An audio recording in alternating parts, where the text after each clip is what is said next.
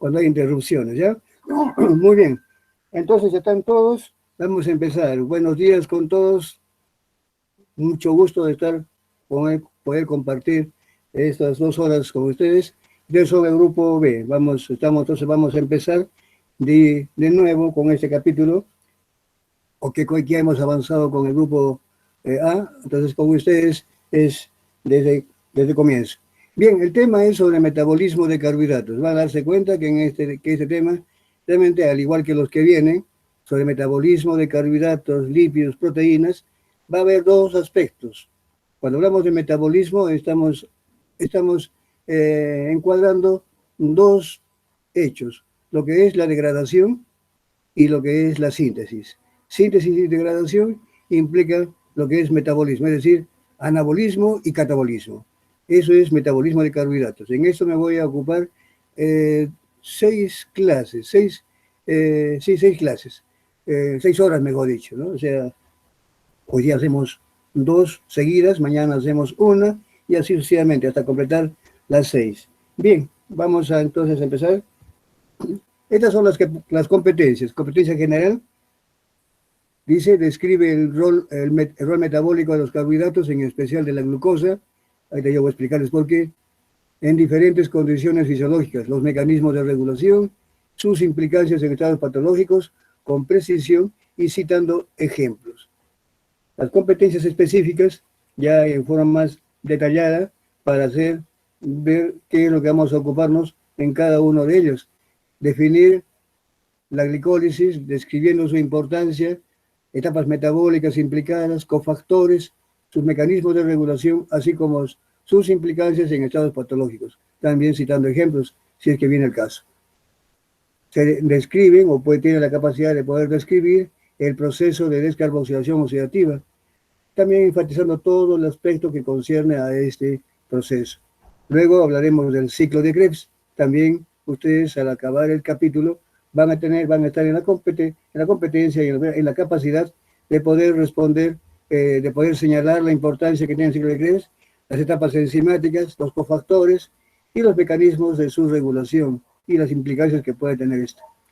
También ustedes están en la capacidad de poder definir la vía del fosfogluconato, señalando la importancia, sus etapas enzimáticas, los cofactores.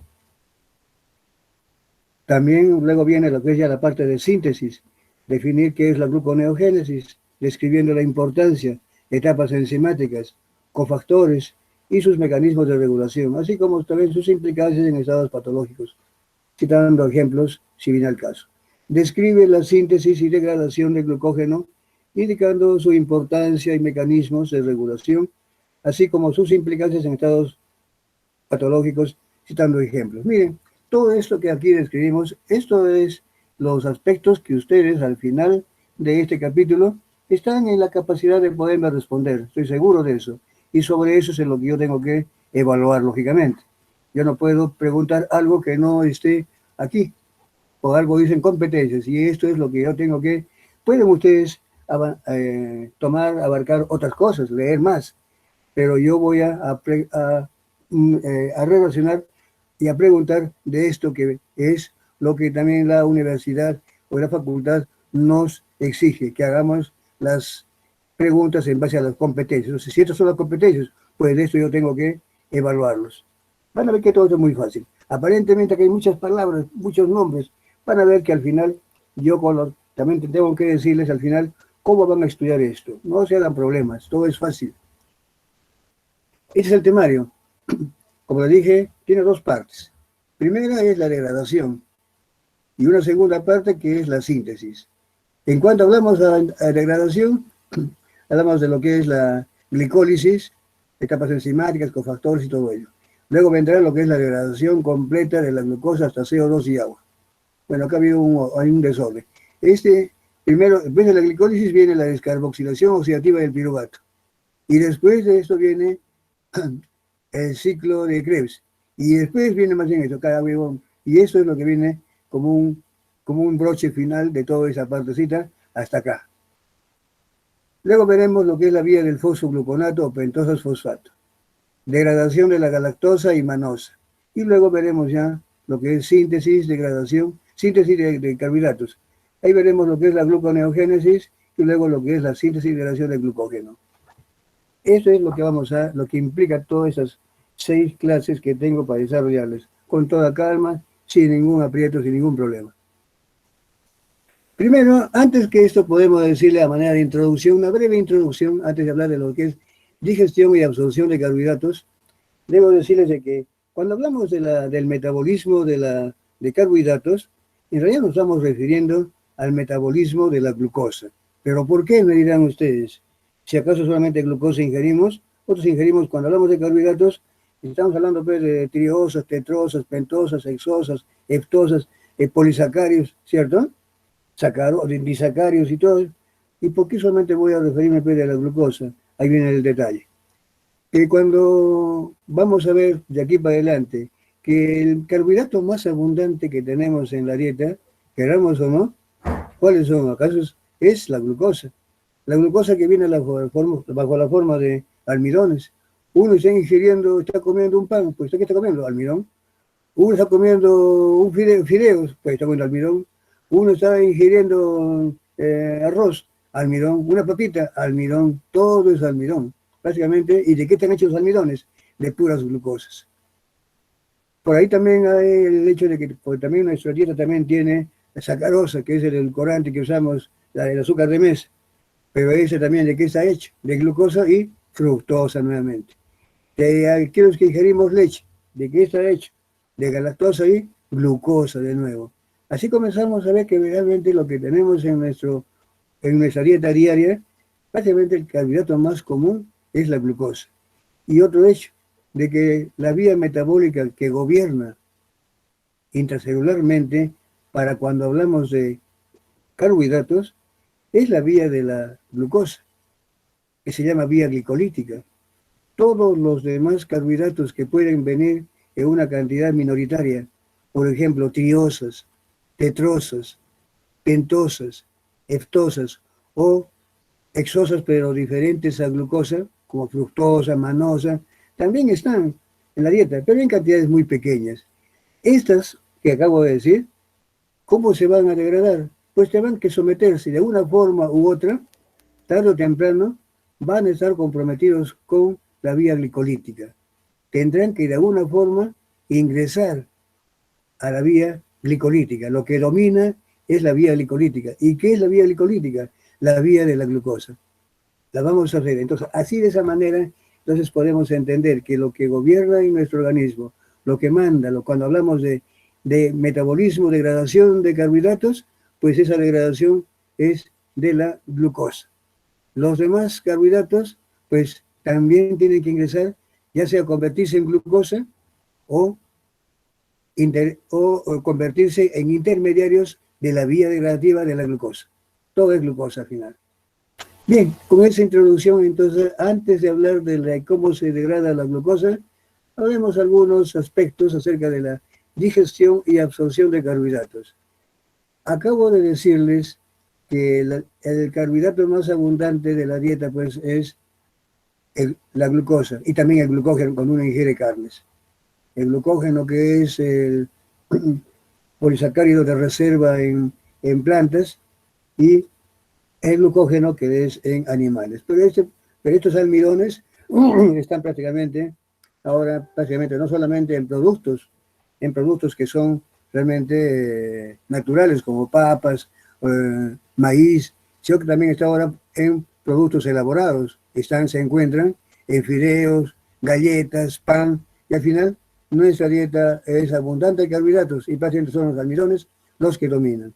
Esto es la mayor cantidad. Acá por eso yo le pongo aquí, que cuando uno ingiere almidón, especialmente ese almidón es el que está aquí a disposición, listo para poder ser degradado y sus glucosas ser absorbidas. Si ingerimos disacáridos, los más abundantes son pues lactosa y sacarosa. También habrán glucógeno, también sigue el mismo proceso que le corresponde al almidón, es un polisacárido. La digestión comienza prácticamente un poco en la boca, por acción de una amilasa salival, llamada también como tialina antiguamente, con P, tialina, PT, tialina, pero más hoy en día se llama amilasa salival. Si bien es cierto que esa puede comenzar a actuar ya en la boca, pero su tiempo de acción es muy corta, porque realmente el tiempo que uno tiene el alimento en la boca es bastante corto. Sin embargo, ahí ya comienza algo. A nivel estomacal no hay enzima que libere el almidón, pero sí a nivel intestinal, por acción de una amilasa pancreática. La amilasa pancreática es la que realmente va a desdoblar, va a degradar, es una endoamilasa, perdón, es una enzima que corta enlaces glicosídicos internos. Entonces, esta amilasa pancreática comienza a cortar, ahí te voy a mostrarles, puede liberar glucosas libres, puede liberar maltosas, isomaltosas, dependiendo cuándo haya cortado, también pueden ser liberar sectores de 2, de 3, de 4 restos de glucosa. Glucosas libres, 2 glucosas unidas, 3 glucosas unidas, es el producto de la amilasa. Ahorita la vamos a ver en un dibujo. Pero la mayor parte de esta gente es glucosa. ¿Por qué? Porque después viene, si es glucosa ya está lista. Pero si es una maltotriosa, es una maltosa, una isomaltosa, para eso hay enzimas disacaridasas u otras enzimas que van a degradarlas finalmente en su componente. Si es una maltasa, pues la degradan en dos glucosas. Si es una isomaltosa, también en 2 glucosas. Ahí te voy a mostrarles todo eso. Igual, si uno ingiere sacarosa, lactosa, pues ahí están las enzimas. La sacarasa, la lactasa, que es motivo de un taller que estamos haciendo. Entonces, miren, actúa entonces la desdobla en glucosa y galactosa. Lo cierto es de que después de la acción de estas enzimas, la amilasa pancreática son los amilones y glucógeno, y otras disacaridasas que se encuentran en el borde en cepillo de la célula intestinal, van a permitir de que todos estos monosacáridos, oligosacáridos y disacáridos, todos queden convertidos en monosacáridos, donde lo que va a prevalecer es, lógicamente, pues, la glucosa. También se encuentran por allí otros como son galactosa, habrá también manosas que vienen directamente, o bien fructosa, todos tienen que ingresar, pero como ya unidades monoméricas. Bien, una vez que está allí, la glucosa, que es la que estamos viendo aquí, hace uso de un sistema de cotransporte. Se le llama transporte activo secundario, transportador activo secundario dependiente del sodio. Sus siglas son SGLT1. La SGLT2 la van a ver ustedes en fisiología cuando hablen de metabolismo renal, para la reabsorción de la glucosa que ocurre a ese nivel. Pero aquí, este sistema llamado de cotransporte, más comúnmente, tiene es una proteína. Son proteínas que tienen un sitio específico para unir, así como lo pongo acá, une glucosa y otro sodio, y así es como permite esto ingresar. Si aquí tuviéramos solamente glucosa y no hay sodio, por más que esté sodio, esto no ingresa. Si está sodio y no está glucosa, tampoco echa a caminar este proceso. Son los dos o nadie. Y así entonces, glucosa conjuntamente con 2 sodios, estos hacen así su ingreso cada vez, a través de este transportador activo secundario dependiente de sodio. Cuando decimos transportador activo, eso ya implicaría, cuando hablamos de transporte activo, debería estar aquí el ATP. Pero entonces, ¿por qué se le llama transporte activo? Pero es transporte activo secundario. Secundario viene del hecho de que lo activo, secundario viene de que este sodio que ingresa tiene que salir. Pero esta salida lo hace con introducción de potasio, gracias a esta bomba de sodio-potasio, que es una ATPasa de sodio-potasio. Esta es la que utiliza ATP. Y por esa relación que existe entre este y este otro, se le ha dado a llamar a este transportador activo secundario. Porque si fuera transportador activo, este ATP que pongo aquí debería estar acá. Pero eso no es así. Este ingresa de esa manera. Y la colaboración de que esto que lleva acá debe salir, y eso lo hace a través de esta bomba de sodio-potasio. Y como esa es una bomba que utiliza, si es un transportador activo, por eso se le llama transportador activo, pero se le pone secundaria porque aquí no se usa ATP, sino indirectamente aquí. Bien, entonces sí, esa glucosa mayoritariamente derivada de los almidones ya se encuentran dentro de la célula.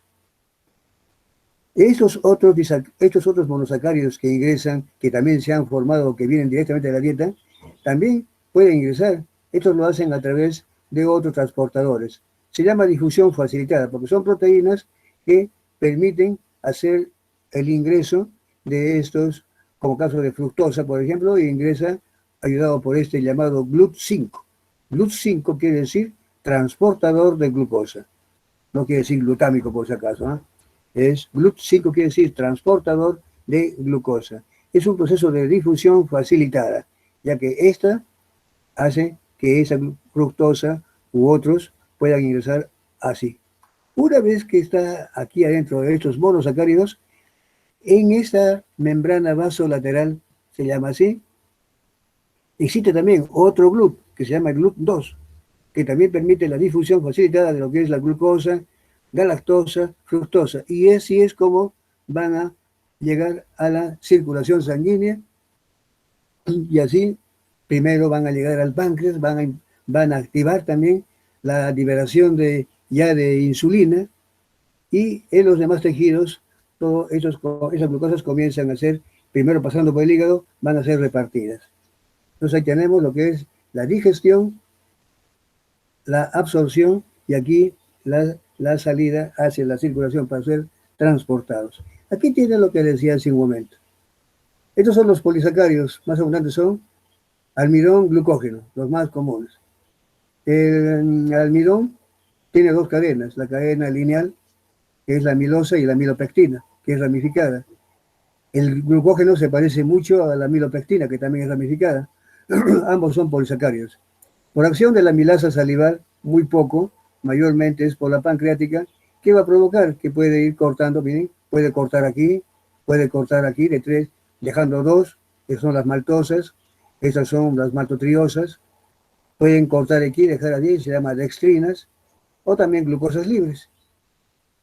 Estas, ¿qué van a ocurrir? Por acción de dextrinasas, se convertirán en glucosas.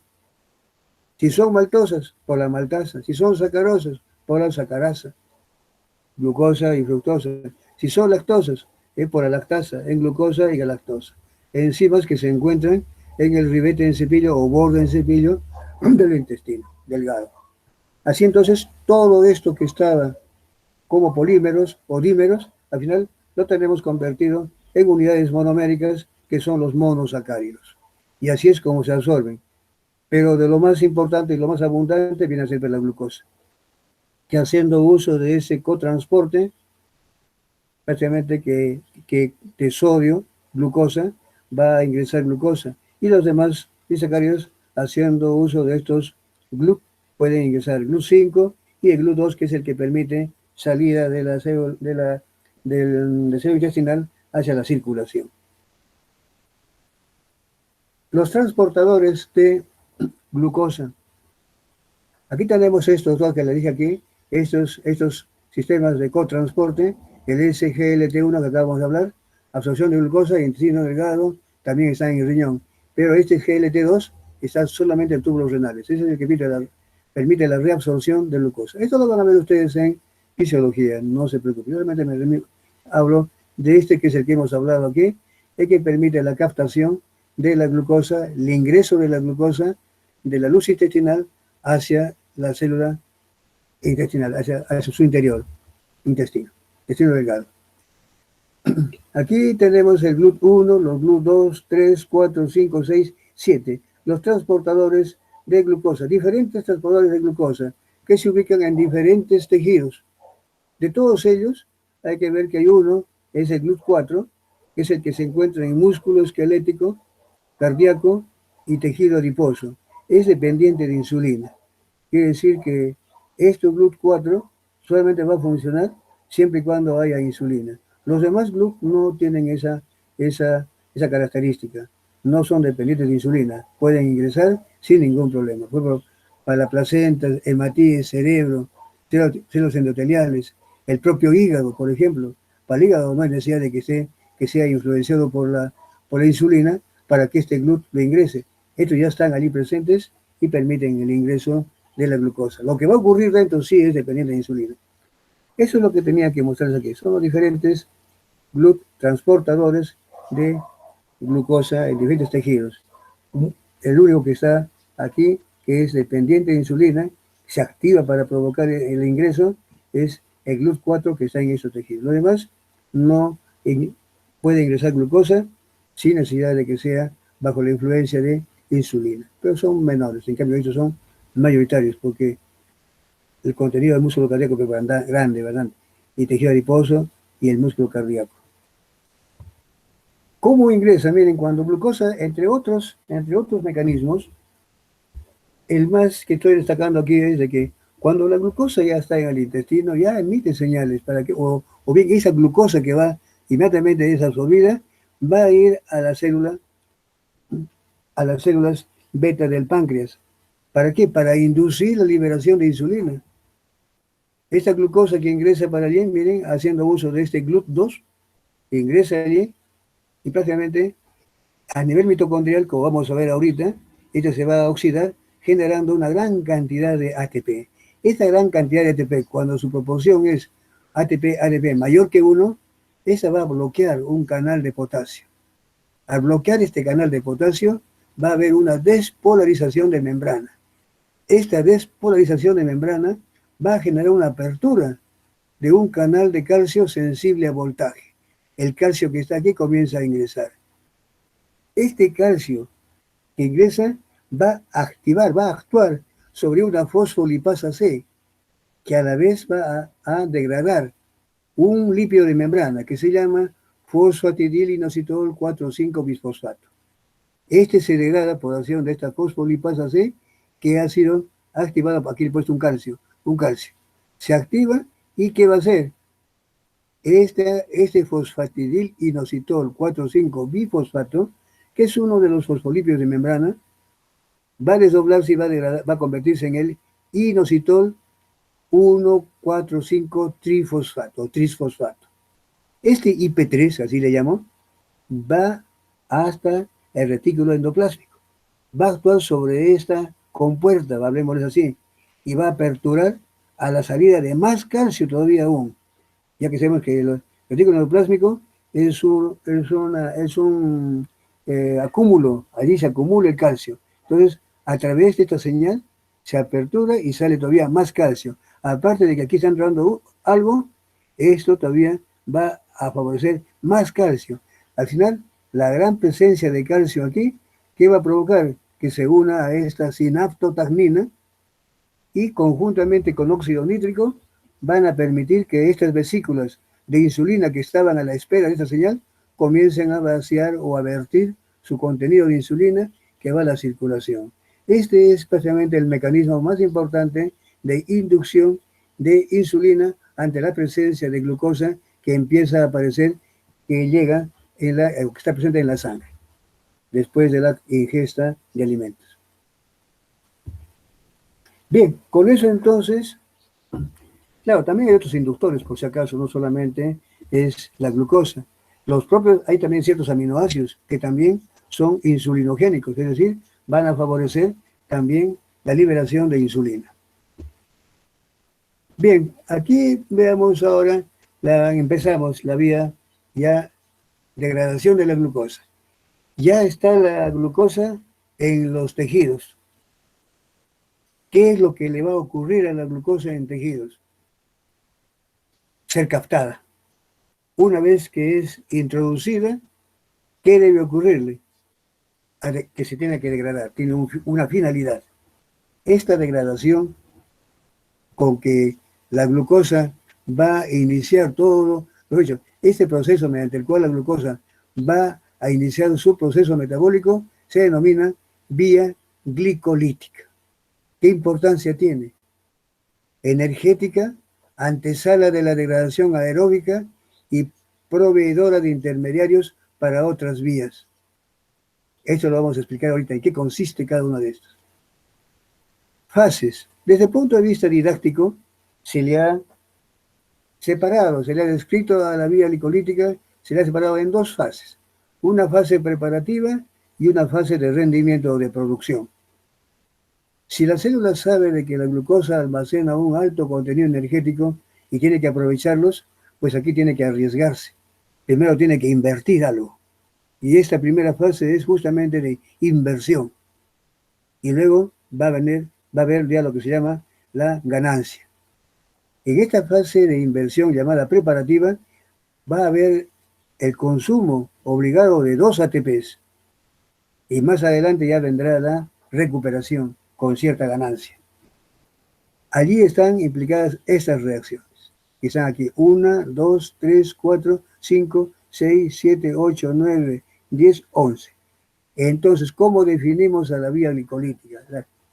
La vía glicolítica o glicólisis es el conjunto de 11 etapas enzimáticas que hacen posible que un mol de glucosa sean convertidas en 2 moles de lactato. Esto si es que ocurre en condiciones de anaerobiosis, es decir, ausencia de oxígeno, o en situaciones en que el oxígeno no es necesario, no va a participar. ¿Qué importancia tiene todo esto? Una importancia energética, porque cuando veamos y hagamos el balance energético, vamos a encontrar que cuando estas 11 etapas enzimáticas han ocurrido, la ganancia es de 2 ATPs netos. Dirán ustedes, pero 11 etapas enzimáticas, tanto trabajo para solamente 2 ATPs, pareciera, sí, realmente, para células que son, que llevan un proceso aeróbico, realmente esos 2 ATPs son poquísimos. Pero imaginémonos aquellas células que no tienen mitocondrias, que lo perdieron por su propia razón de ser. Los hematíes. Los hematíes tienen una vida vigente de 120 días promedio. La pregunta es ¿verdad? 120 días. ¿Y de qué viven esos hematíes? ¿De dónde obtienen energía? Ah, la vía glicolítica les debe estar estando. Esos 2 ATPs para ellos pues, se constituyen importantísimos. Igual ciertos organismos que viven en las aguas profundas de los océanos. Ahí no hay oxígeno, o si lo hay está muy enrarecido. O pantanos, donde también el oxígeno debe estar muy enrarecido, muy escaso, y sin embargo ahí hay vida. La pregunta es, ¿y cómo viven? ¿De dónde obtienen energía? La vía glicolítica es la que le está proporcionando todo. Para eso se hace importante. Muchas regiones, muchas células de ciertos tejidos nuestros, aparte de los hematíes, también viven en anaerobiosis, principalmente. Por lo tanto, para estos tejidos, esos 2 ATPs que le proporciona la vía glicolítica les es más que suficiente. Muy importante. También, si no fuera por la vía glicolítica, ¿de qué le sirve al organismo ingerir glucosa? La glucosa se va a degradar, mejor dicho, va a generar ATPs cuando esto se degrada en presencia de oxígeno a nivel mitocondrial. Pero la glucosa no ingresa a la mitocondria. Si nosotros tuviéramos la oportunidad de inyectarle glucosa a la mitocondria, la matamos. Es tóxica. Entonces, ¿cómo hacemos? ¿Cómo explicamos el gran contenido, el gran potencial energético que almacena la glucosa si realmente no puede, ya que eso sabemos ocurre a nivel mitocondrial, en los procesos de oxidaciones biológicas que han visto ustedes más antes? Esto no pudiera ocurrir si es que no hubiera la vía glicolítica. La vía glicolítica la prepara, es una antesala. Gracias a la glicólisis, la glucosa es convertida o en ácido láctico o en piruvato. En este caso hablamos de piruvato, una etapa menos. Y es este piruvato el que va a ingresar a la mitocondria, no la glucosa. Entonces, gracias a la glicólisis, la glucosa se convierte por glicólisis en piruvato, y el piruvato, representando a la glucosa, ingresa a la mitocondria, y allí vamos a ver ya toda la historia, que este piruvato va a seguir todos los procesos de oxidorreducción que al final van a generar gran cantidad de energía. A eso se refiere que la vía glicolítica es una antesala, una vía que prepara a la glucosa para que pueda proseguir la fase aeróbica. También la vía glicolítica permite, a través de sus intermediarios, que te los vamos a ver, proveer la forma, la manera de cómo otros carbohidratos diferentes a glucosa, triosas, tetrosas, pentosas, heptosas, puedan también ingresar a la vía degradativa que sabemos que es la vía glicolítica de los carbohidratos. No hay una vía específica para cada uno de ellos. Los demás tendrán que someterse e ingresar de alguna forma a la vía glicolítica. ¿Y cómo lo hacen? Bajo la forma de intermediarios de la vía glicolítica, que la vamos a ver ahorita, que es la vía de las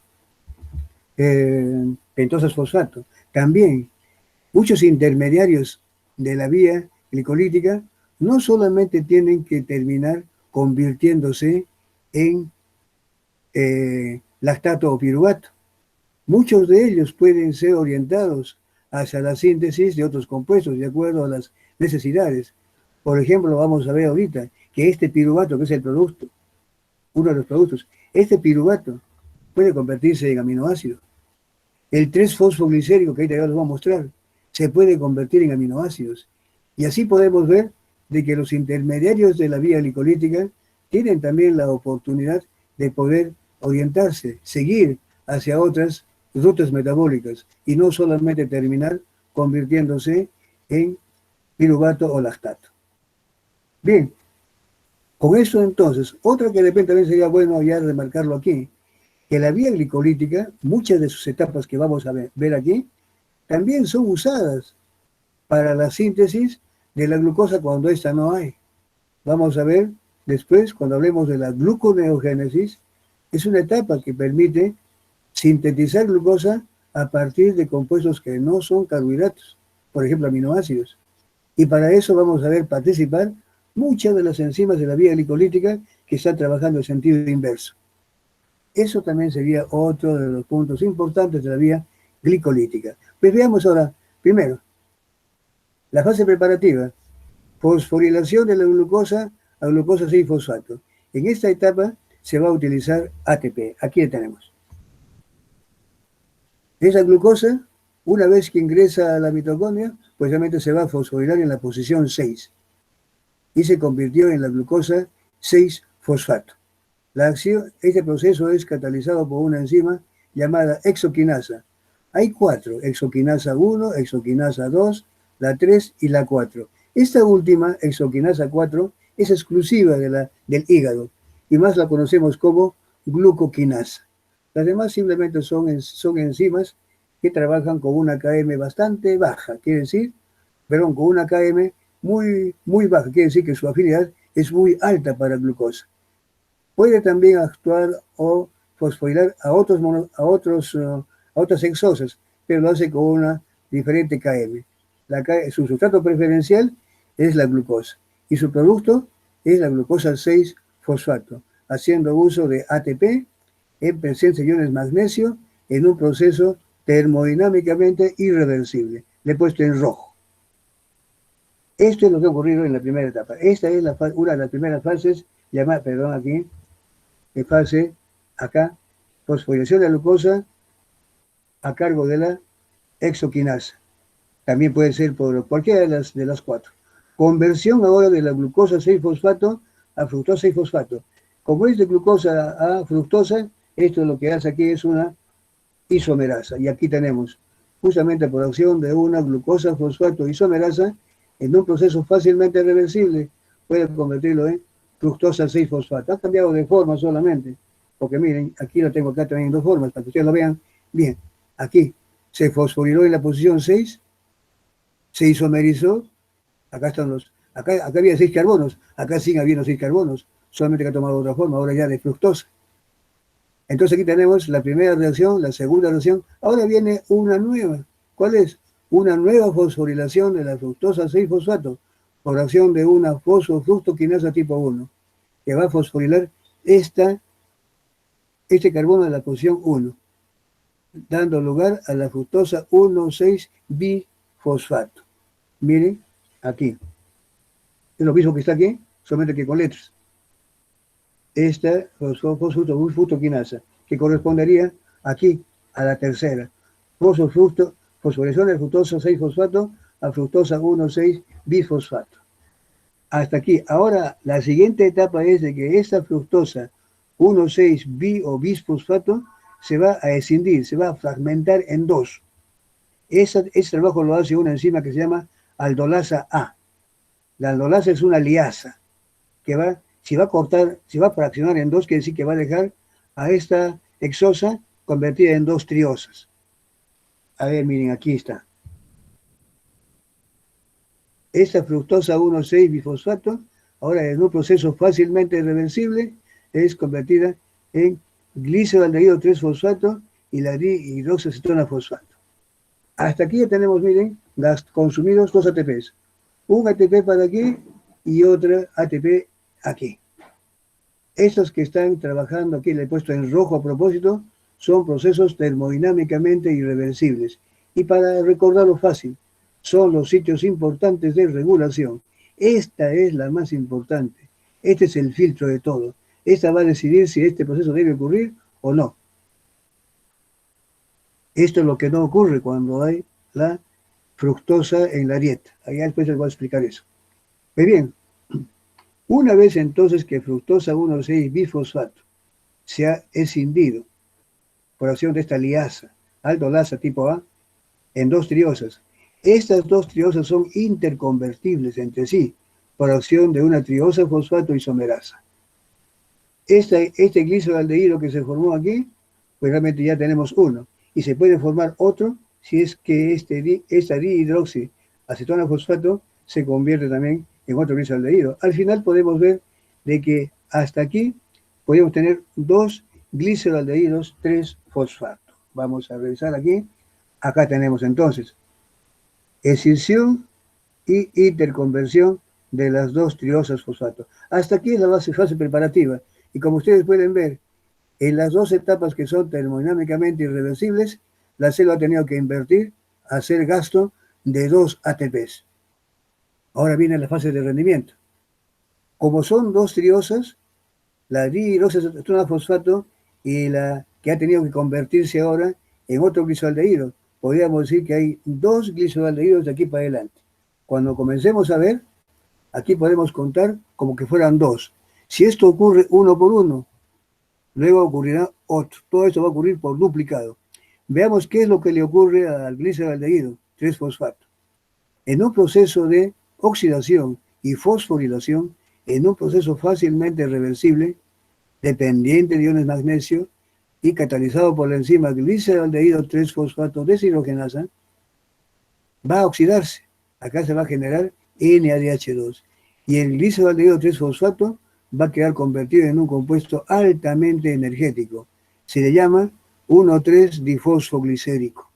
Este 1,3-difosfoglicérico, ahora, como lo acabo de decir, es un compuesto altamente fosforilado. Energético, es un compuesto fosforilado altamente energético. Está equivocando.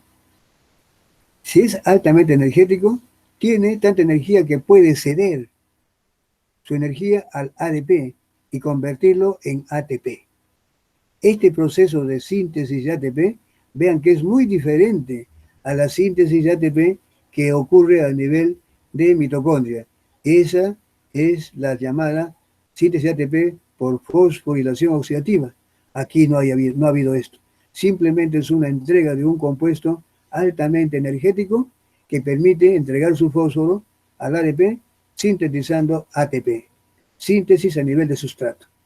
Se llama así. Este proceso es llevado a cabo por una fosfogliceroquinasa, también dependiente de iones magnesio, en un proceso fácilmente reversible. Al haber liberado el fósforo de la posición 1, ya no será ahora ácido 1,3-difosfoglicérico, 1,3-difosfoglicerato. Ahora será 3-fosfoglicerato o 3-fosfoglicérico. Este 3-fosfoglicérico, 3-fosfoglicerato, por acción de una mutasa. El nombre de mutasa viene del hecho de que esta enzima va a mudar, a cambiar de sitio, de posición. 3 lo va a colocar en la posición media, 2, formándose el ácido 2-fosfoglicérico, en un proceso fácilmente reversible y también en presencia de magnesio.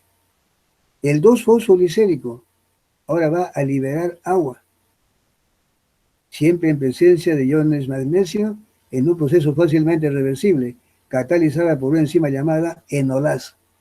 Al haber ocurrido esta liberación, esta pérdida de agua, va a quedar un enlace anhídrido altamente energético que se llama ácido fosfoenol piruvato o fosfoenol pirúvico, un compuesto también conocido como un compuesto altamente energético. Los que han hecho el curso de química médica, yo les mencioné, existen compuestos en nuestro organismo, en nuestras células, que tienen un contenido energético mayor inclusive que el ATP. Y recuerdan que les dije, el ácido fosfoenol pirúvico de la vía glicolítica que vamos a hablar en el curso 2, en bioquímica, y el ácido 1,3-difosfolicérico, pues aquí están, compuestos altamente energéticos, tienen tanta energía, más que ATP incluso, que se dan el lujo de poder dar el fósforo y aprovechar esa energía para que se sintetice ATP. Aquí tenemos otro proceso de síntesis de ATP a nivel de sustrato, donde un compuesto fosforilado altamente energético entrega o hace posible la síntesis de ATP. Esta reacción es termodinámicamente irreversible. También requiere iones magnesio. Es catalizada por la piruvato quinasa y se constituye, aparte de magnesio, también requiere potasio. Esta también es otra etapa también regulatoria. Las tres que vemos aquí en rojo son termodinámicamente irreversibles y las tres son sitios de regulación, donde la más importante es esta.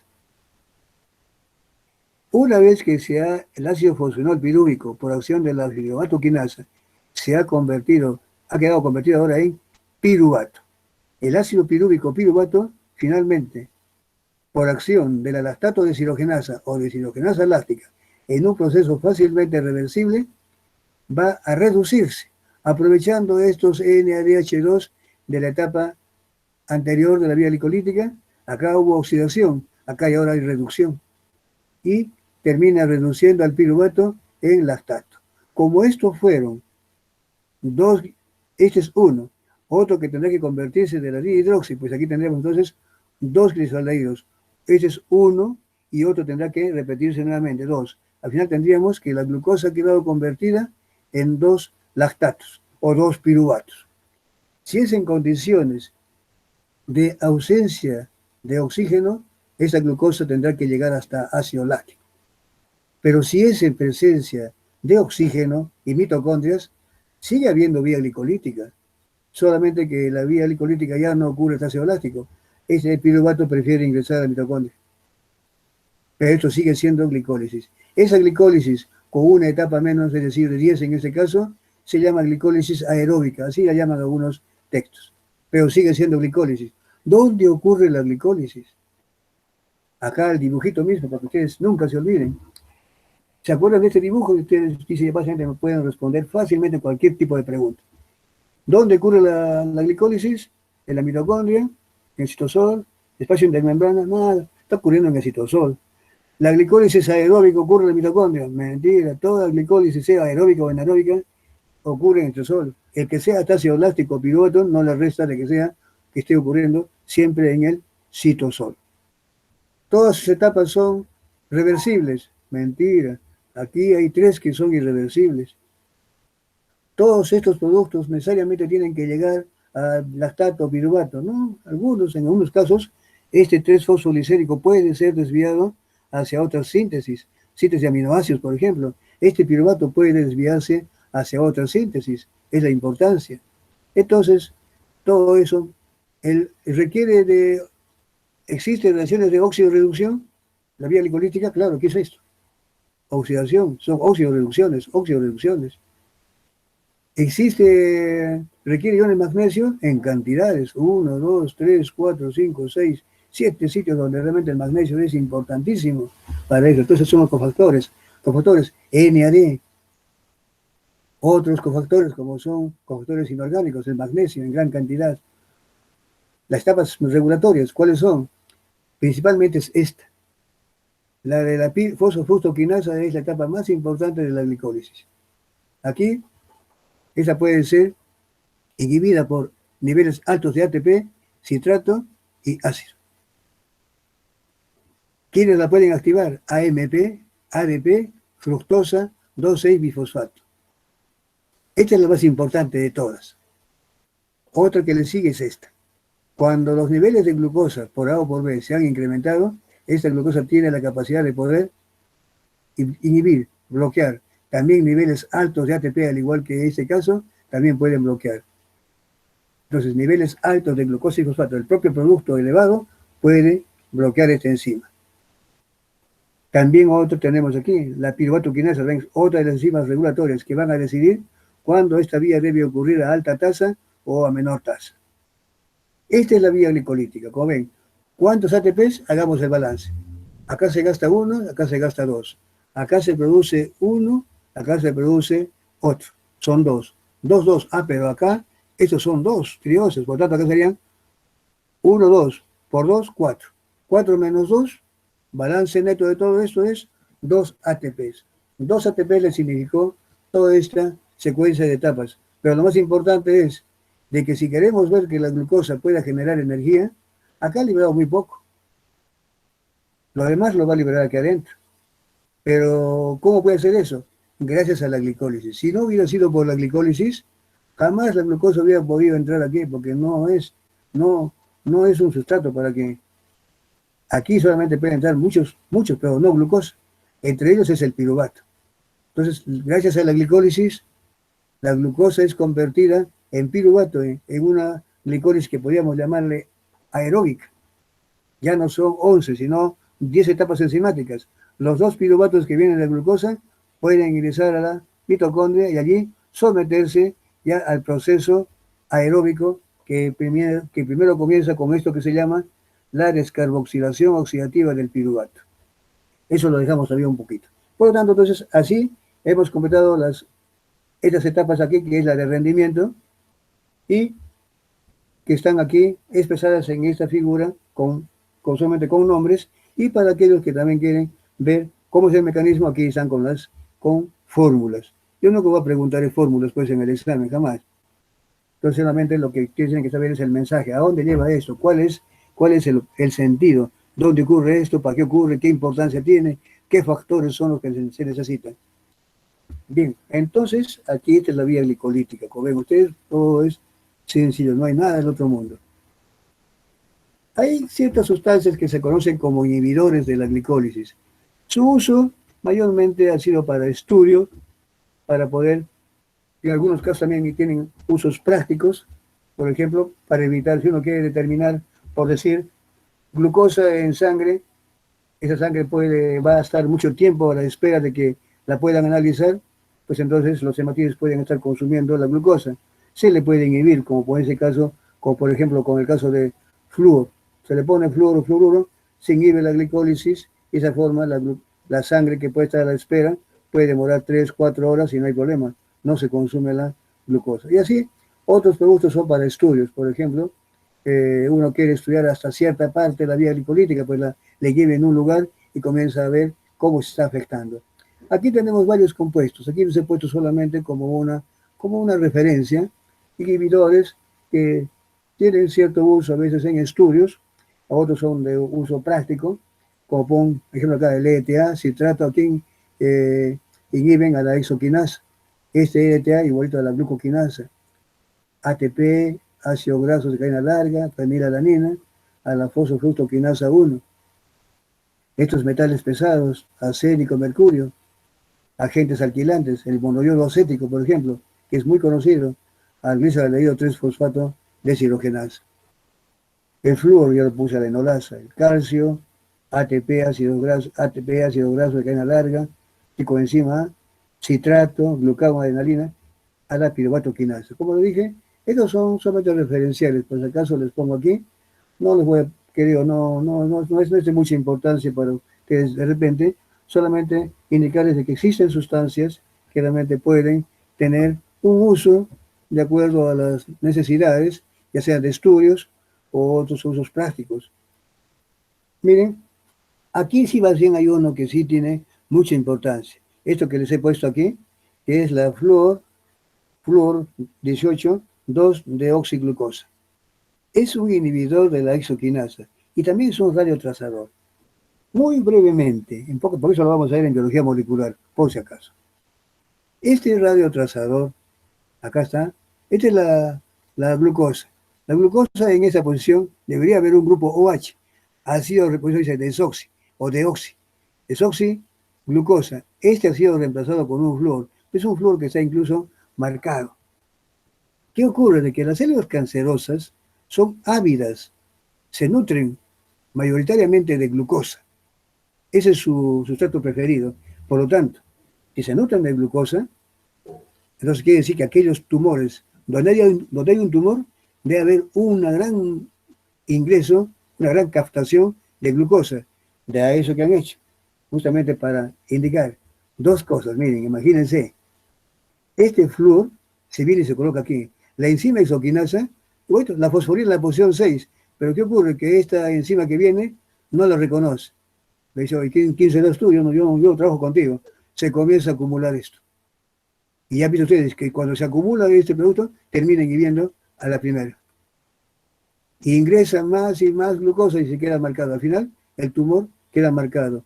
Y puede ser detectado. El tumor puede ser detectado por esa radiación, por esta marca que es de la fluorodesoxiglucosa.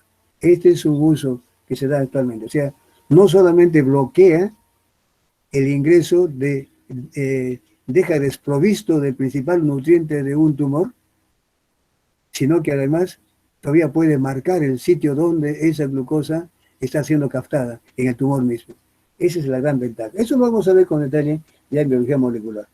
Bien, pues hemos visto balance energético, los cofactores, cómo se regula y algo de los inhibidores, donde más importante dice que tiene un uso terapéutico prácticamente. Es un radiotrazador también, además inhibidor, radiotrazador, permite localizar la ubicación de un tumor canceroso. Descarboxilación oxidativa, una vez que la glucosa, si es que es en condiciones de anaerobiosis, acetato, pero si es en presencia de condiciones de aerobiosis y mitocondrias, es decir, presencia de oxígeno y mitocondrias, la glicólisis ocurre solamente hasta piruvato. Y ese piruvato, esos dos piruvatos, es que hablamos de glucosa, ingresan a la mitocondria. Y una vez que está en la mitocondria, va a haber lo que se denomina la descarboxilación oxidativa del piruvato. ¿En qué consiste? En lo que dice descarboxilación. Hay un proceso de descarboxilación y además de oxidación. Este proceso es llevado a cabo a través de un complejo llamado complejo multienzimático de la piruvato deshidrogenasa. Aquí. Este es descarboxilación oxidativa del piruvato. ¿Dónde ocurre? En la mitocondria. ¿Qué va a ocurrir al piruvato? Que se va a descarboxilar y además se va a oxidar. Y es llevado a cabo por un complejo multienzimático llamado piruvato deshidrogenasa. Se dice complejo multienzimático porque está formado o está constituido de 3 porciones polipeptídicas, o 3 enzimas que trabajan juntos, la E1, E2 y la E3. En este conjunto de acciones van a participar 5 cofactores que son derivados del complejo B. 3 de ellos formando parte de cofactor de las deshidrogenasas o de las enzimas que están como E1, E2, E3 y 2 que actúan de manera libre. ¿Cómo es esto? La E1 es la piruvato deshidrogenasa, que tiene como cofactor al pirofosfato de tiamina, que es la forma activa de la vitamina B1. La dihidrolipoil transacetilasa, que tiene como cofactor al ácido lipoico o lipoato, otro componente del complejo B. Y la dihidrolipoil deshidrogenasa, que es otra enzima que tiene como cofactor o grupo prostético a la riboflavina, FAD, que es la forma activa de la riboflavina o vitamina B2. Aparte de eso, hay la necesidad de trabajar con NAD, que es la forma activa de la niacina o niacinamida, también componente del complejo B, y el ácido pantoténico bajo la forma activa, que es la coenzima A. 1, 2, 3, 4, 5 formas activas de vitaminas del complejo B, que participan en este proceso que se denomina descarboxilación oxidativa del piruvato y que lo convierte finalmente en acetilcoenzima A. Todo esto ocurre ¿en dónde? En la mitocondria. Estas enzimas también están reguladas por llamadas enzimas reguladoras. Inicialmente se pensó que estas dos enzimas formaban parte de estas y que eran 5 y no eran 3. Finalmente se vio de que estas eran, simplemente eran 3 y que estas están aparte.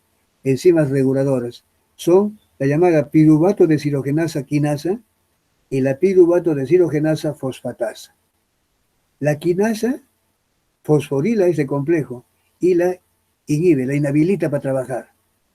Y la piruvato deshidrogenasa fosfatasa es la que retira el fósforo y la reactiva. Esas, entonces, saben cuándo deben actuar, cuándo debe ocurrir la reacción y cuándo debe detenerse. Claro, estas a la vez obedecen señales hormonales o también de metabolitos. Esta reacción, esta etapa, es muy importante.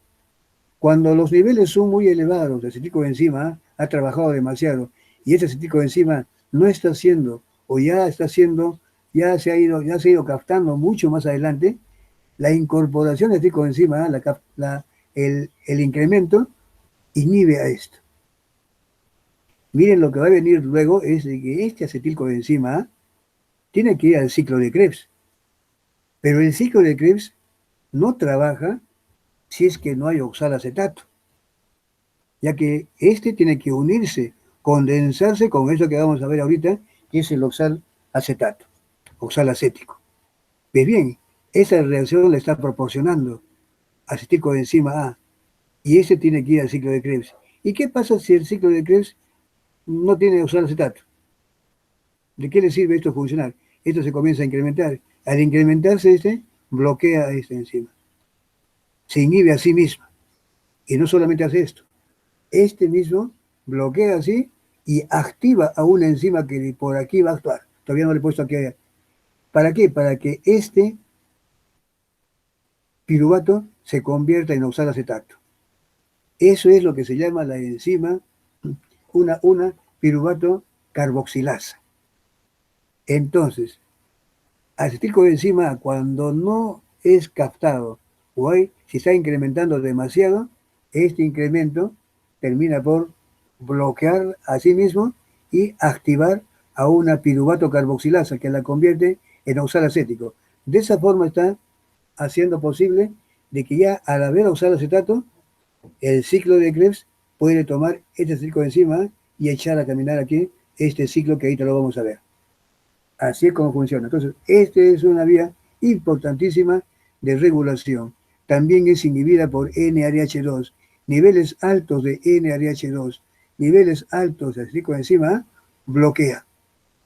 Y niveles altos de acetilcoenzima A activan a esta piruvato carboxilasa para que se convierta en oxalacético, para darle razón de ocurrir al ciclo de Krebs con este acetilcoenzima A. Ahorita vamos a ver así. Esto es lo sencillo, esto es lo que tienen ustedes que saber. No voy a entrar en detalles. Esto es un dibujito para que ustedes lo puedan recordar, nada más, no que yo les voy a pedir el dibujo, solamente para que lo comprendan. Lo que he dicho ya está todo dicho. Miren, con lo que he dicho ya está todo prácticamente, pero miren aquí. Entonces, la glicólisis, ¿quiénes pueden rendir piruvato? No vayan a pensar que solamente piruvato puede venir de la glicólisis. También pueden ser proporcionados por aminoácidos. Cuando vean ustedes más adelante en un capítulo, van a ver que el piruvato también puede venir de aminoácidos. Lo cierto es que este piruvato, sea el que proviene de la glicólisis de glucosa o el que viene de otras fuentes, tiene que someterse a la descarboxilación oxidativa si es que quiere convertirse en acetilcoenzima y seguir su camino degradativo. Aquí tenemos entonces cómo comienza este piruvato, se descarboxila, y aquí está la participación de la E1, luego viene la participación de la E2, que toma esta porción, luego acá viene la coenzima A, que es la forma activa del ácido pantoténico, toma todo ello y coloca aquí la coenzima A y se libera el acetilcoenzima A que va al ciclo de Krebs. Este producto ahora, sin todo ello, quedó así de esta forma, pero quedó reducido. ¿Cómo puede convertirse en su forma reducida? Este se encarga de oxidar, este se oxida y este se reduce, el FAD.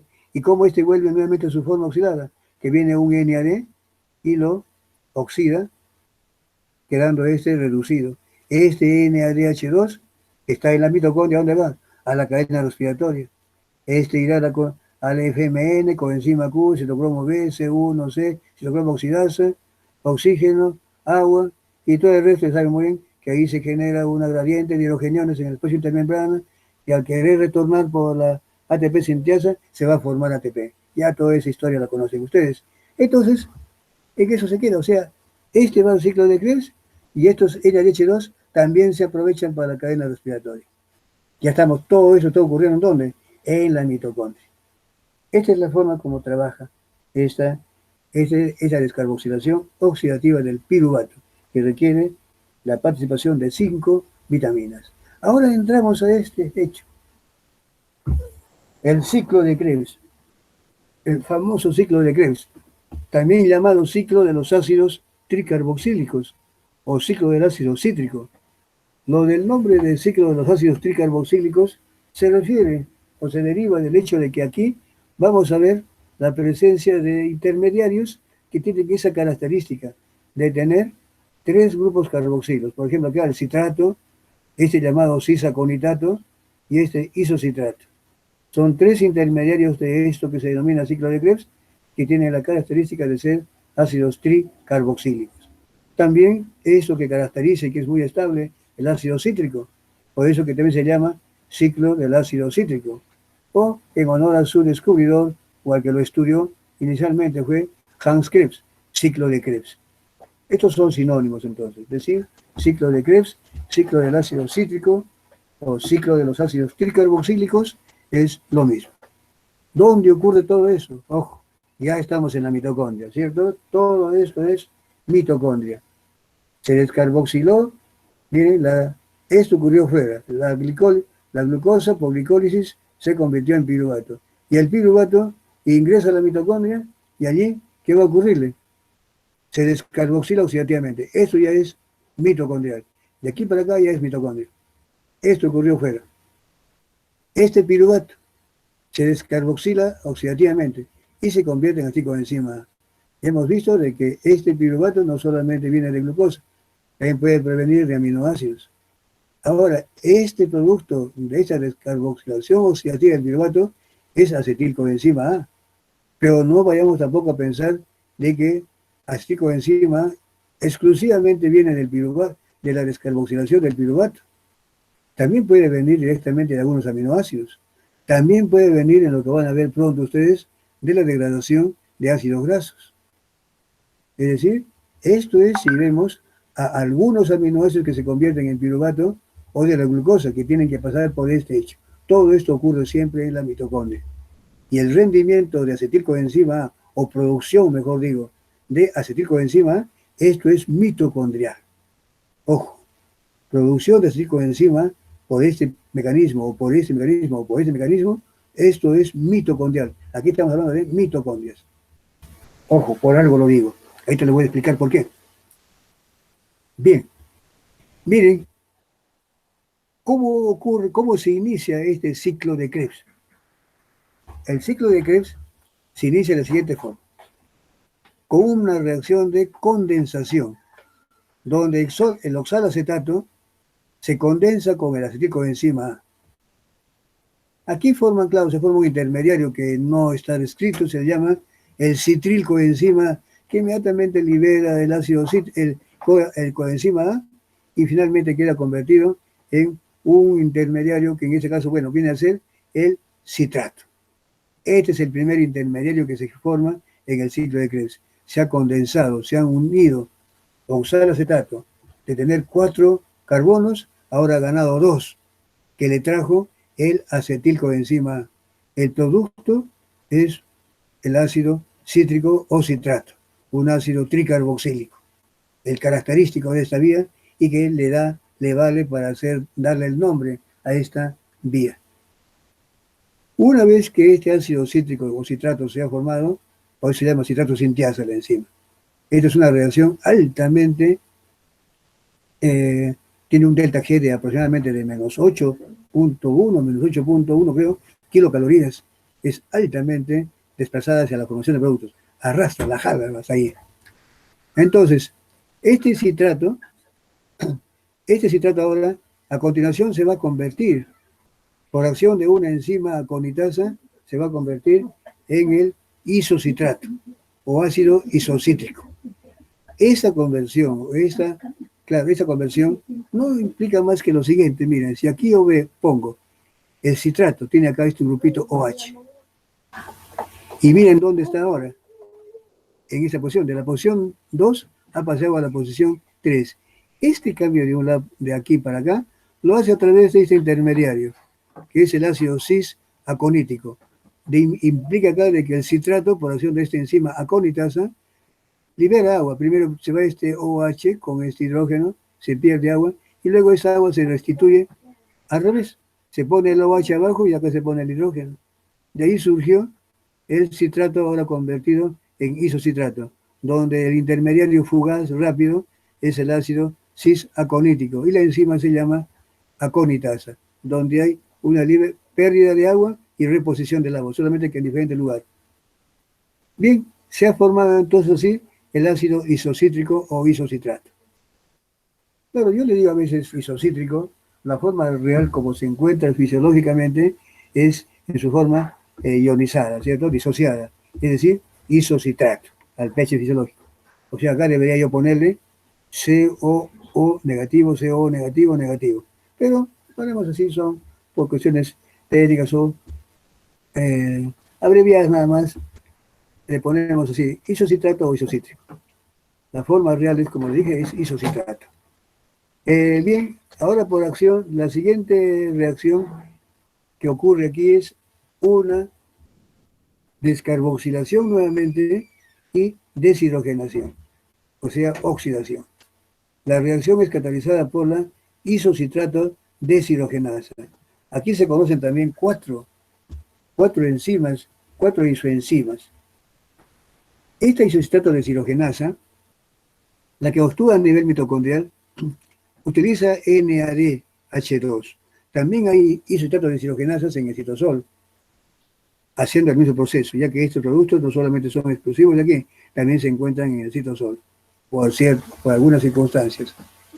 Bien, este isocitrato que vemos acá derivarse de toda esta ruta, en presencia entonces de NAD y la isocitrato deshidrogenasa, va a provocar justamente primero una oxidación, dando lugar a un producto intermedio, y luego su descarboxilación, quedando convertido en el alfa-cetoglutarato. Este producto intermedio, bueno, es el ácido oxal succínico. Oxal succínico. Este ácido, un segundito. ¿Sí? La llave. Ahí ya. Un segundito, por favor.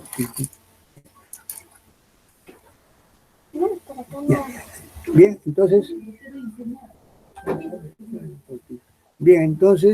así tenemos que entonces el ácido isocítrico se ha convertido en oxal, en alfa-cetoglutarato. Le dije hace un rato un intermediario, es el oxal succínico, que es cuando este se oxida, queda un compuesto llamado oxal succínico. Es decir, si aquí le quitamos este hidrógeno y este hidrógeno de acá, es lo que ocurre primero. El compuesto que queda así, acá un CO, este se llama oxal succínico, que rápidamente se descarboxila de aquí, y al descarboxilarse prácticamente va a quedar ese compuesto que ahora ya lo conocemos como compuesto estable, el alfa-cetoglutarato. No hagamos caso a eso que le acabo de decir, sino que es un compuesto intermediario, fugaz. Ahora, a continuación, este alfa-cetoglutarato o alfa-cetoglutárico, por acción de una enzima, miren, bien parecido ahora a alguien que les voy a decir, alfa-cetoglutarato deshidrogenasa. Acá hay coenzima A, también se está descarboxilando, y hay un NAD que ingresa y sale como NH2. Mirá, oye, es bien parecido a esto de acá. Entonces esta enzima también es un complejo multienzimático, efectivamente. Este alfa-cetoglutarato, por acción de una enzima llamada complejo multienzimático o simplemente complejo del alfa-cetoglutarato deshidrogenasa, va a provocar la descarboxilación oxidativa del alfa-cetoglutarato en succinil coenzima A. Aquí participan también tres enzimas, la E1, E2, E3, y los 5 cofactores enzimáticos que hemos descrito para este caso. Es la misma reacción, las mismas características, ojo, pero no es la misma enzima. Trabaja con otros sustratos, pero tiene la misma característica, la misma naturaleza de trabajo. Bien, entonces, aquí, una vez que se ha formado el succinil coenzima A, este succinil coenzima A, miren, yo le he puesto a propósito esta S echadita, es una forma de simbolizar alto contenido energético. Tiene un alto contenido energético, que cuando viene una enzima llamada succinil coenzima A sintiasa, otros le llaman succinil coenzima A succinasa, posiblemente cualquier nombre, pero más común es este, succinil coenzima A sintiasa. ¿Qué hace? Esta reacción va a provocar que aquí esto se libere. Acá no le he puesto ya la coenzima A, acá había puesto una coenzima que se libera y esa energía que se desprende va a permitir que el GDP se una con el GTP y forme GTP. Inmediatamente que esto ocurre, se separa nuevamente y la energía es capturada por el ADP y fósforo inorgánico formando ATP. Esto se llama síntesis de ATP a nivel de sustrato, pero vía GTP, usado como un intermediario, el saltito. Pero tarde o temprano esto ha generado que el pase de succinil coenzima a succinato se haya producido un ATP en un proceso también que se denomina a nivel de sustrato. Aquí no ha habido cadena respiratoria. Bien, una vez habiéndose formado, habiéndose liberado esta coenzima A, esto ha quedado convertido ahora en succinato básico succínico. El succinato por acción de una enzima, la succinato deshidrogenasa. Recuerden que tiene como cofactor al FAD, es una flavoproteína. Este se va a reducir, se va a permitir oxidar al succinato en fumarato, quedando esta en su forma reducida. Esta succinato deshidrogenasa, ya ustedes la recuerdan, es la única enzima que estaría prácticamente arrimada, digámosles así, arrimada conjuntamente conformando un complejo llamado complejo 2 de la cadena respiratoria mitocondrial. Quiere decir que si aquí yo pusiera la membrana mitocondrial interna, así como estoy pasando el puntero, se agita la membrana mitocondrial, esta es la única enzima que está pegadita allí, que está unida por ese lado. Las demás enzimas se encuentran en la matriz mitocondrial. Esta es la única que está, en cierto modo, arrimada a la cadena respiratoria mitocondrial, ya que este es el complejo 2. Conjuntamente, recuerden que son 5 proteínas, ¿no? Es un complejo muy pequeño.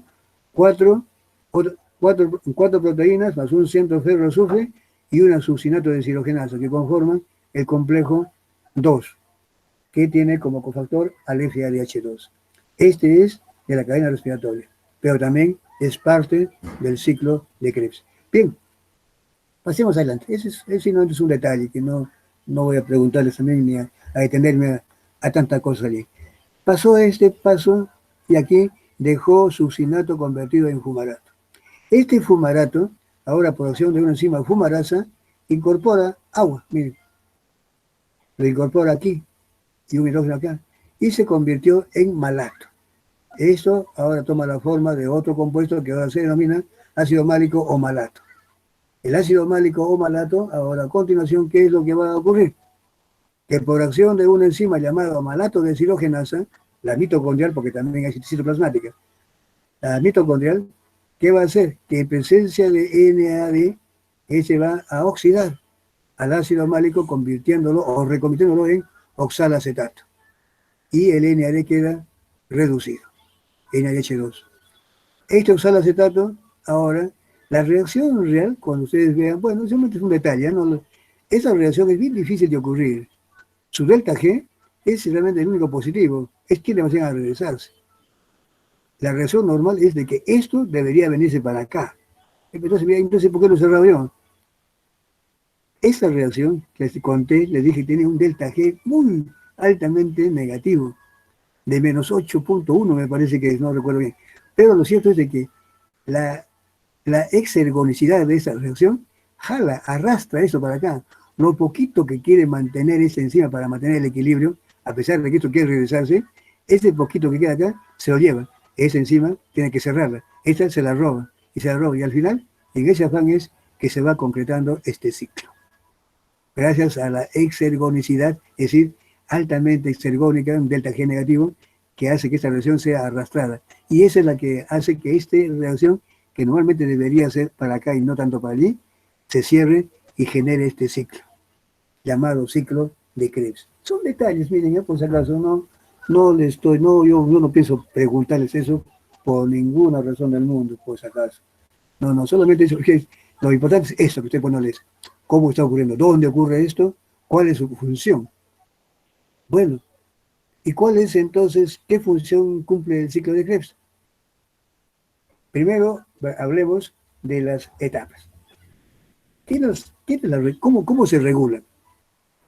La regulación del ciclo de Krebs indirectamente está llevada a cabo por esta etapa, la de la piruvato descarboxilasa. Perdón, deshidrogenasa. La piruvato, esa descarboxilación oxidativa del piruvato, esa es la enzima que regula. Niveles altos de cicloenzima bloquean esta y aperturan esta, la piruvato carboxilasa. ¿Para qué? Para hacer posible de que si hay mucha cantidad de cicloenzima, tiene que también haber igual proporción o buena cantidad de oxalacetato. ¿Y quién le hace? Justamente esto. Cuando aumenta mucho, se bloquea así y apertura esta otra, la piruvato carboxilasa que le dije hace un momento.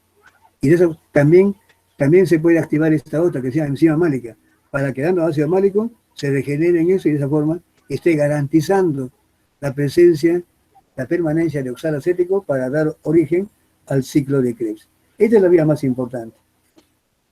También esta enzima es otra, la isocitrato deshidrogenasa. Niveles altos de ATP y niveles altos de NADH2 son un indicador para que este ciclo no siga ocurriendo. Claro, tiene mucha lógica. ¿Para qué va a ocurrir el ciclo de Krebs si hay suficiente ATP? Por tanto, bloquean esta enzima. En los niveles altos de NADH2 o NADH más H y ATP inhiben. Y niveles bajos de NADH2 y niveles bajos de ATP o niveles altos de ADP están indicando que falta ATP, entonces se activa. Esta etapa también es importante. Esta etapa de aquí es secundaria. La más importante es esta de aquí. Esta también puede también regular, pero en forma secundaria. Esto más que todo en mamíferos es esto. En bacterias mayormente es esta la etapa regulatoria. El succinilcoenzima también en altas dosis, en alta concentración, bloquean al acetato sinteasa. Los niveles altos de succinilcoenzima son inhibidores del ciclo de Krebs a nivel del acetato sinteasa. Estos son los sitios de regulación. Ahora también ahora veamos otro aspecto. Ya que somos los cofactores, pues cuando hablamos de cofactores, tenemos lo más que está llamativo aquí es el NAD, el FAD, pero ojo, eso se me hace, mucho yo a veces pongo eso, cofactores, y se equivocan siempre, me dicen, pero acá pues solamente hay NAD y FAD, yo les puse por allí el ácido lipoico. ¿Dónde está el ácido lipoico? Ojo, no se olviden que este puntito requiere 5 vitaminas que actúan como cofactores. ¿Cuáles son? El ácido patoténico como coenzima A, la tiamina pirofosfato, o sea, la vitamina B1, está el FAD, está el NAD y está el ácido lipoico. O sea que en este poquito yo puedo preguntarles, ¿son cofactores? Me dicen, no, pero es de acá. ¿Y qué he dicho de acá? Que también es bien parecida a esta, por tanto, no vayan a equivocarse. ¿Ya? Eso es. Bien. Ahora sí, el balance, lo importante. Si yo veo el balance energético, un acetilcoenzima que ingresa por cada acetilcoenzima en presencia de oxígeno, siempre el ciclo de Krebs está de brazo, de la mano con la cadena respiratoria mitocondrial que está trabajando en la membrana mitocondrial interna. ¿Cierto? Aquí está. Cada vez que veamos el ciclo de Krebs, tenemos que imaginarnos estar realmente colaborando, trabajando íntimamente con la cadena respiratoria mitocondrial. Pues bien, entonces veamos aquí. Yo pongo encima más oxígeno, hasta CO2 y agua. Vamos a CO2 y agua. ¿Cuántos ATP se generan allí? Acá le he puesto yo 10 ATPs. Contémoslos. A ver, dice acá. Acá se genera un NADH2, me dicen ustedes. Muy bien. Eso va para acá y ustedes saben muy bien de que por cada NADH más H o NADH2 a la cadena respiratoria, eso está contabilizado como si fueran 2,5 ATPs. ¿Cierto? Pues bien, entonces aquí ya tenemos ya 2,5 ATPs. Acá también hay otro. 2,5 ATPs ya son 5 ATPs. Luego ¿qué tenemos? Otro. Tenemos 7,5. El FAD, este genera 1,5. Ya serían entonces 9. Más 1 a nivel de sustrato, 10 ATPs. 10 ATPs es lo que le significa a la célula obtener, o sea, ATPs cuando un acetilcoenzima A en presencia de oxígeno, acetilcoenzima más oxígeno, hasta CO2 y agua, está aprovechando 10 ATPs. Ya ustedes pueden imaginarse, y si esto viene de glucosa, acá habrá 2 de la vía glicolítica. Acá se generan NADH2, pero como son 2 también, acá también habrán 2, serían 5. Bueno, y acá son 10, pero como son 2 acetiles, ya serán 20, 27. Pero todavía falta un detalle más. Eso lo dejamos todavía para luego. Todavía vayamos más adelante, algunas cositas más, algunos detalles. Antes de llegar a eso. Entonces aquí, este es el balance. Ahora veamos qué uso puede tener, qué utilidad tiene el ciclo de Krebs. Función. Claro, muchos dicen, ¿cuál es la función? Energética. Eso es lo que destaca primero. En primer lugar, en primer plano, quisiéramos decir, ¿qué es el ciclo de Krebs? Es fundamentalmente energético. Yo puedo decirles, el ciclo de Krebs es una vía exclusiva de los carbohidratos. No, mentira, acá, esa es una parte. Si el ciclo de Krebs, miren, aquí vemos ácidos grasos, lípidos, veremos aminoácidos, o sea, proteínas. Por lo tanto, el ciclo de Krebs es el centro del metabolismo de carbohidratos, lípidos y proteínas. ¿Ya? Entonces ahí también es bueno ver. ¿Dónde ocurre eso? En la matriz mitocondrial. No ocurre en la cadena respiratoria mitocondrial.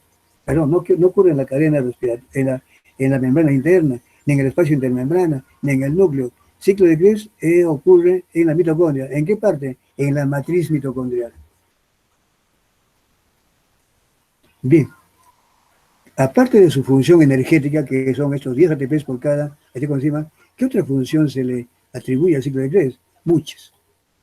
A través del ciclo de Krebs, el ácido cítrico, que es un intermediario de esta vía, puede dar la posibilidad de brindar acetilcoenzima hacia el citosol. Cuando vean ustedes pronto en un capítulo que ya va a venir sobre metabolismo de lípidos, van a ver que la síntesis de lípidos, síntesis de ácido graso y colesterol, ocurre a partir de acetilcoenzima A. Pero eso ocurre en el citosol. Y yo les acabo de decir que esto ocurre en la mitocondria. Entonces quiere decir que acetilcoenzima A tiene que salir al citosol si es que tiene que participar en esas otras rutas donde se necesita. ¿Y cómo sale? Como acetilcoenzima A, imposible. Esto no es permeable. No puede salir. ¿Pero cómo sale entonces? Bajo la forma de citrato. El ciclo de Krebs se presta para que una porción de esta, de acuerdo a las circunstancias, pueda sacar citrato en forma incógnita, podríamos decirle así. El ácido cítrico sale a través de unos transportadores y una vez que está fuera el citrato, por acción de una liasa, citrato liasa se llama, que utiliza coenzima A, se regenera allí acetilcoenzima A y oxalacético. Acetilcoenzima se queda y oxalacético retorna a este sitio. Entonces, todo eso es gracias al citrato. Una función, entonces también, ciclo de Krebs también sirve para brindar acetilcoenzima a través del citrato para sacarlo hacia afuera. Aquí he puesto, esto vamos a dejarlo después.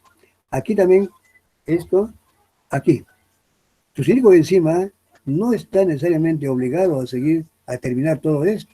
En muchas circunstancias, de acuerdo a los tejidos y a las necesidades energéticas, bueno, a las necesidades metabólicas, digo mejor, el succinilcoenzima puede ser derivado hacia otras rutas metabólicas. Por ejemplo, el grupo hemo. Cuando hagan ustedes más adelante el capítulo respectivo, van a ver que el sustrato para que se inicie la síntesis del grupo hemo, característica de muchas hemoproteínas, es el succinilcoenzima A. ¿Y quién lo brinda? Justamente esto. Entre otros compuestos, lógicamente. También, aquí, muchos aminoácidos pueden convertirse en glucosa por un mecanismo llamado gluconeogénesis. ¿Y qué es la gluconeogénesis? ¿Y cómo hace posible de que los aminoácidos, por ejemplo, puedan convertirse en aminoácidos? ¿Cómo hacen ingresar sus carbonos? Bajo la forma de intermediarios del ciclo de Krebs. Los aminoácidos pueden degradarse y verse convertidos más adelante, por ejemplo, en alfa-cetoglutarato. Lo van a ver ustedes también en otro capítulo. Muchos otros aminoácidos se pueden convertir, después de degradarse, en succinilcoenzima, ya estarían aquí. Otros aminoácidos se pueden degradar y convertirse en fumarato, ya estarían aquí. Otros aminoácidos se pueden convertir en malato, otros pueden convertirse en oxalacetato. Estos aminoácidos pueden generar lo siguiente, o pueden generar oxalacético, así todos estos, para que den energía, o que pueda este oxalacético tener la posibilidad, dos destinos, o sigo, si las exigencias metabólicas lo obligan, pues esto sigue para acá. Pero si el organismo necesita glucosa, este oxalacético empieza a desviarse y a dirigirse hacia la síntesis de glucosa. El oxalacetato es un compuesto gluconeogenético importantísimo. Entonces, por tanto, el ciclo de Krebs se constituye también en otra posibilidad, en otra ruta que hace posible el acceso a que muchos compuestos, como por ejemplo aminoácidos, puedan brindar sus carbonos bajo la forma de oxalacético para desviarlos hacia la síntesis de la gluconeogénesis, síntesis de glucosa, cuando no la hay. Bien, y aquí también hay otro compuesto. Este alfa-cetoglutarato, aunque no sea este que está en el ciclo de Krebs, pero ahí también hay alfa-cetoglutaratos que están fuera. Este alfa-cetoglutarato se ha descrito que también tiene una posibilidad que, como tal, tiene la capacidad de poder neutralizar a una hidroxilasa,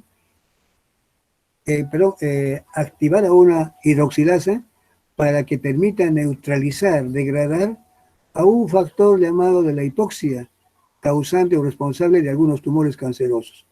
Cuando este enzima está fallando, este ácido isocítrico se convierte en un derivado que no es alfa-cetoglutarato y que en lugar de favorecer su activación, activación y reacción, va a permitir que ese factor se active y pueda llevar a cabo la proliferación celular. También es otro hecho que hay que tomar en cuenta.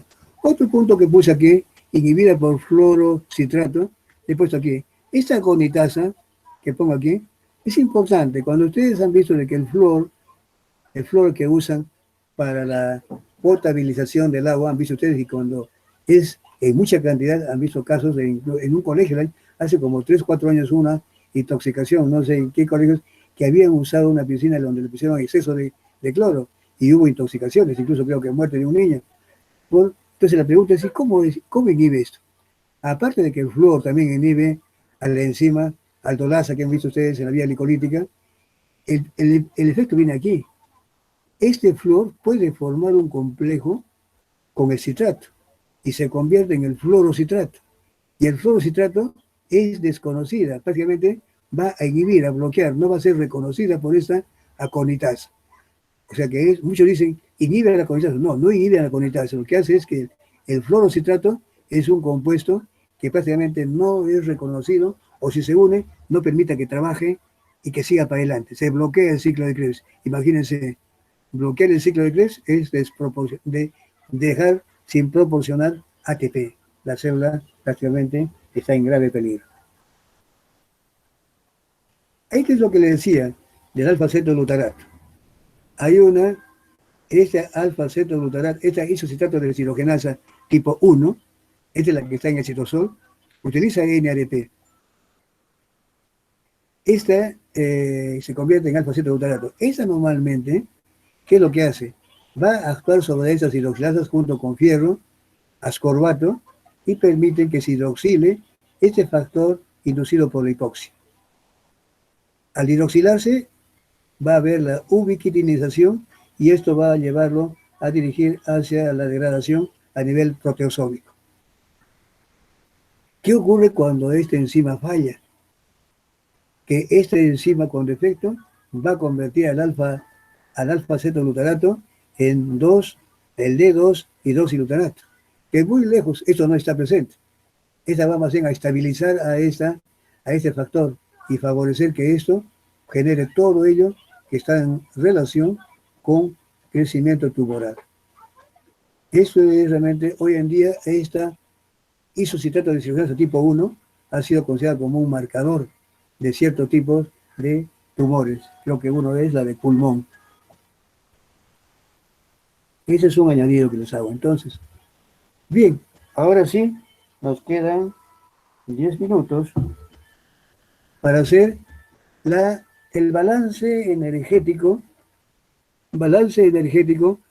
total de la degradación aeróbica completa de la glucosa. Es decir, la glucosa, ahora vamos a ver esto. ¿Cuánto de ATP genera un mol de glucosa? Cuando en presencia de oxígeno a este. Glucosa más oxígeno se va a degradar hasta CO2 y agua. Glucosa más oxígeno, CO2 y agua. Todo. Quiere decir que aquí nos tenemos que tomar en cuenta todito en conjunto ya no vía glicolítica y ciclo 3 solito, sino ahora todo en su conjunto. Aquí. No quiere. A ver, acá. Ahí, ahora sí, también. Bien, entonces aquí tenemos esto. Aquí estamos viendo la participación de la vía glicolítica, que en este caso, al ser el presencia de oxígeno, sería la aeróbica, hasta piruvato nada más. La vía glicolítica genera ¿cuántos ATPs? 2 ATPs. Muy bien. 1 y 2. Como son 2, serían 4, pero como acá le estamos, serían 2. Balance neto de la vía glicolítica, 2. Sea hasta lactato o hasta piruvato, son 2 ATPs. Muy bien. No, todavía no veremos esto. Luego, estos 2 piruvatos que provienen de la glucosa se van a descarboxilar oxidativamente y generarán 2 acetilcoenzimas A y 2 NADH2. Estos 2 NADH2 irán a la cadena respiratoria y generarán, ¿cuánto? 2.5 por cada uno. Como son 2, serán 5. 5 más 2 de la vía glicolítica, ya tenemos 7 ganados allí. Ahora, entonces aquí ya va 2 acetilcoenzimas A. Pues entonces cada acetilcoenzima A hemos dicho que son 10 ATP, ya los contamos. 10, como son 2, 10 por 2, 20. 20 más 7, 27. Pero, ojo, ¿y qué pasa con estos NADH2? Este NADH2 no se están consumiendo. Acá había una oxidación y acá debería haber una reducción. Pero ocurre de que como es en presencia de oxígeno, solamente se ha llegado hasta piruvato.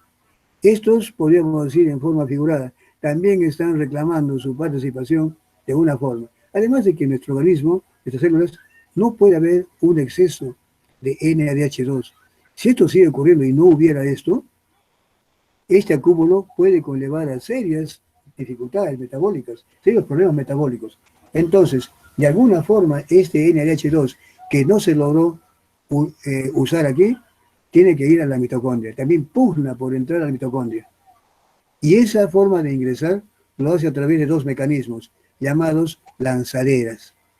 Las lanzaderas del glicerol fosfato y del malato aspartato. Lo vamos a ver. Y cada uno de esos, recuerden que aquí también había 2 trioxosfosfato.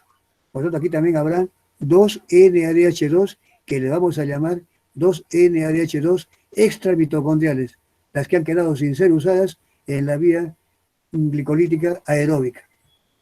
Estos 2, ¿dónde van a ir? Haciendo uso de uno o de otro mecanismo de lanzadera. Veámoslos para completar. ¿Cuántos ATP? Ahorita estamos con 27. Esta es la lanzadera del glicerol fosfato. Así se llama, glicerol fosfato. Miren, este NADH2, este que acabo de señalarles, este que está aquí, recuerden que son 2, estos pueden ser entregados a la dihidroxiacetona fosfato de la vía glicolítica. Le pueden entregar allí. Uno es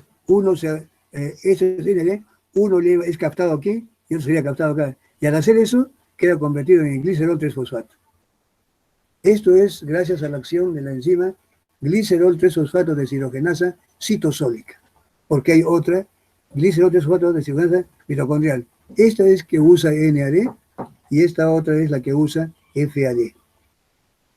Bien, este glicerol 3-fosfato ahora atraviesa la membrana mitocondrial externa, que no tiene ningún problema, y aquí a estas inmediaciones del espacio intermembrana, esta enzima que está asociada a la membrana mitocondrial interna es una flavoproteína.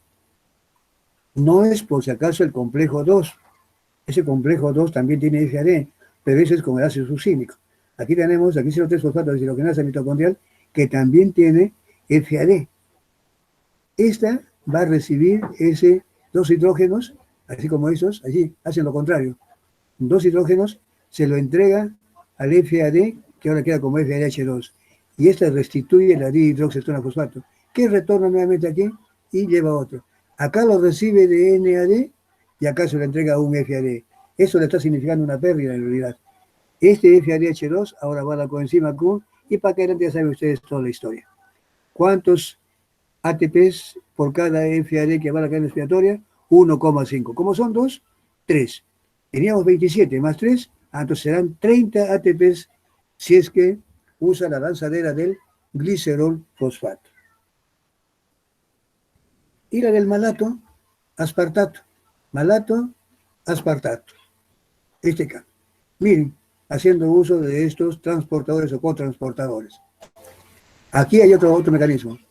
Este NADH2 que quedan de la vía glicolítica no son entregados a la dihidroxiacetona fosfato, sino en este caso pueden ser entregados a la oxalacetato. Este oxalacetato, por acción de la deshidrogenasa, va a recibir NAD y se convierte en malato. ¿Recuerdan? Una reacción que también ocurre, la misma del ciclo de Krebs, pero que ocurre en este caso en el citosol, es otra. La citoplasmática. Recibe NADH2 y se convierte en malato. Este malato atraviesa la membrana externa, va al espacio intermembrana y aquí internamente, o haciendo uso de ese transportador, pasa. Y aquí adelante está la del ciclo de Krebs, la deshidrogenasa málica, malato deshidrogenasa, que hace lo contrario. Coge el NAD, recibe los hidrógenos y queda como NADH2. Esto se genera como oxalacetato. Este se junta con glutarato, este retorna como aspartato, viene para acá, regresa para acá, lleva otro, deja, regresa, viene para acá, regresa. ¿Y qué está haciendo? Los dos hidrógenos que están afuera ahora están en presencia de NADH2 dentro. Como son NAD y está en la mitocondria, ¿a dónde va esto? A la cadena respiratoria. ¿Cuántos ATPs? 2,5. Como son 2, acá también harán, serán 5. 27 más 5 serán 32. Por lo tanto, aquí el balance neto viene a ser lo siguiente. Vía glicolítica, 2. 2 NADH2 extramitocondriales. Si usa la lanzadera del glicerol 3-fosfato, serán 30. Perdón, 3. Si usa la lanzadera del malato aspartato, serán 5. Luego, 2 descarboxilaciones oxidadas del piruvato. Son 2. 2 por 2,5, 5. 2 ciclos de Krebs, 2 por 10, 20. Sumado todo, dan 30 o 32. La diferencia de 2 se refiere a qué lanzadera ha utilizado. La del NAD, perdón, la del glicerol o la del malato aspartato. Bien, miren, eso es lo sencillo de todo esto. Es el balance. Miren, ya no se asusten con eso más bien. Eso lo vamos a ver mañana. Se llama vía del fosfogluconato. Muy interesante.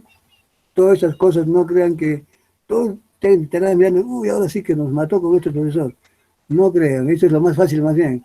Acá ya tienen ganado, por si acaso, ya lo que pregunta que haga de acá, seguramente que me van a responder con mucha facilidad. Es muy bonito, muy fácil. Lo que todo, dónde está ocurriendo, qué función tiene, mayormente eso, cómo puede repercutir si esto no ocurriese, ya se pueden ustedes ver. Aquí están viendo algo parecido, miren, acá me dicen, acá está la vía glicolítica, miren, acá ven, están haciendo esas entradas, acá está produciendo orina de pH2, y esto debe ser la función, seguramente. Efectivamente eso es. De eso, como lo dije, es lo que vamos a hacer el día de mañana, que tenemos una horita también. Entonces, vamos a seguir así avanzando poco a poco, y van a ver que todo esto es aparentemente difícil, pero muy sencillo. Bien, señores, ya no los canso más, estamos exactamente en la hora, hay que ser respetuosos de la hora, del tiempo. Miren, ustedes también tienen que descansarse un poquito ahorita, estirar un poquito los pies, dejar de estar mirando la pantalla, que también cansa la vista, y tomar su desayunito, algún refrigerio por allí, y estamos a las 9 para la práctica. Señores, les agradezco su atención, muchísimas gracias, cuídense, estudien y cuídense. Gracias a todos, nos estamos viendo. Hasta luego.